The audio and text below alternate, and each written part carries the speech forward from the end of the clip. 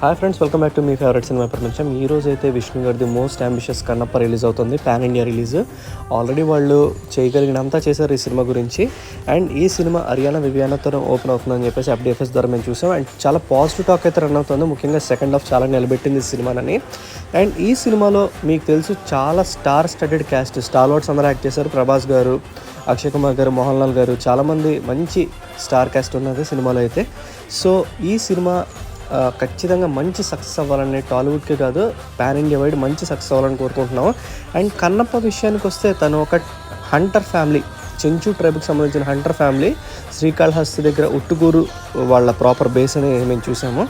So శివలింగానికి అక్కడ కళ్ళ దగ్గర రక్తం వస్తే తన కళ్ళు కూడా పొడి చేసుకుని పెట్టి తన భక్తిని నిరూపించుకుంటాడని చెప్పేసి మేము చదివాం కన్నప్ప గురించి.